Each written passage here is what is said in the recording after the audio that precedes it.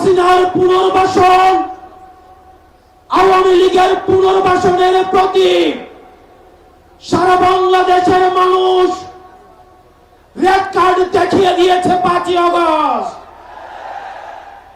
5ই আগস্টের পরে 5ই আগস্ট আমরা সিদ্ধান্ত জানিয়ে দিয়েছি, এই ভূখণ্ডে আওয়ামী লীগের আর পুনর্বাসন হবে না। যেই আওয়ামী লীগ আমাদের দাড়ি টুপিওয়ালা ভাইদেরকে বাইতুল মুকাররমের সামনে থেকে টেনে টেনে রাস্তায় নামিয়ে এনেছিল, সেই আওয়ামী লীগের আর পুনর্বাসন হবে না।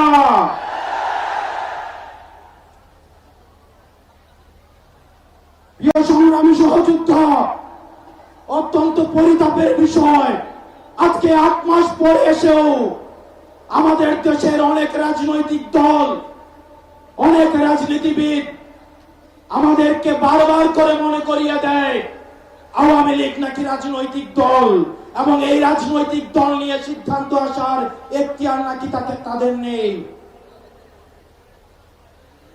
ডক্টর মোহাম্মদ ইউনূস গত কিছুদিন আগে বলেছেন আগামী নির্বাচনে আওয়ামী লীগ অংশগ্রহণ করবে কি করবে না সেটি সিদ্ধান্ত নাকি আওয়ামী লীগের।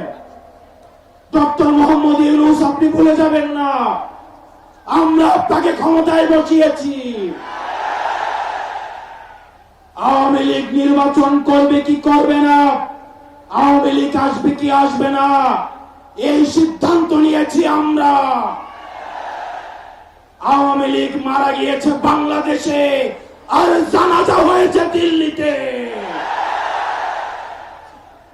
আমার ভাই আবরার এবং শহীদ আবু আলিফের রাস্তার উপরে পাড়া দিয়ে এই আওয়ামী লীগ বাংলাদেশে আসবে না।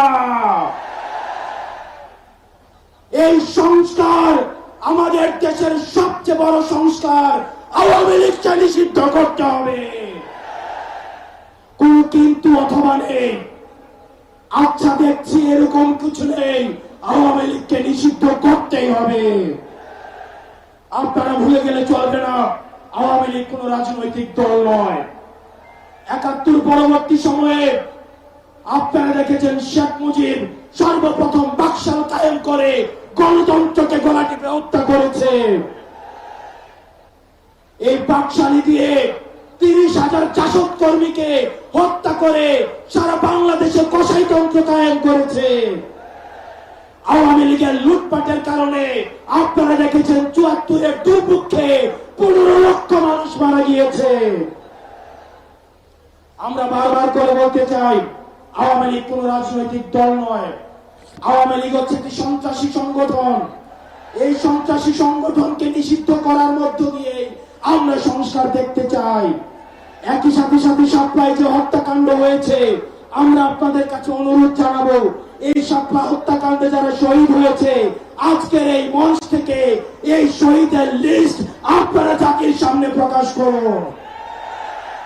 একই সাথে হাসিনার এই ফাঁসি না হওয়া পর্যন্ত প্রয়োজন হলে আমাদের শেষ রক্তবিন্দু দিয়ে এই তরুণ প্রজন্ম আমরা হাসিনার ফাঁসি নিশ্চিত করা পর্যন্ত আমরা আন্দোলন চালিয়ে যাব। এমন নারী সংস্কার নিয়ে যেই কনসার্ন আপনাদের কাছ থেকে এসেছে, আমরা চাই ডক্টর মোহাম্মদ ইউনূস এই কনসার্ন গুলোকে আপনি অতি সত্বর অ্যাড্রেস করবেন, এবং অপ্রয়োজনীয় যে সংস্কারগুলো রয়েছে সেদিকে পাশ কাটিয়ে প্রয়োজনীয় যে সংস্কারগুলো রয়েছে, যেটির মধ্য দিয়ে নারীদের অধিকার নিশ্চিত হয়, যেটির মধ্য দিয়ে নারীদের সম্মান নিশ্চিত হয়, এবং আমাদের দেশের ধর্মীয় এবং কালচারাল সাংস্কৃতিক যে সম্মান অক্ষুণ্ণ থাকে, সেই অধিকারগুলো, সেই সংস্কারগুলোতে আপনাকে জোর দেওয়ার জন্য আহ্বান জানাচ্ছি।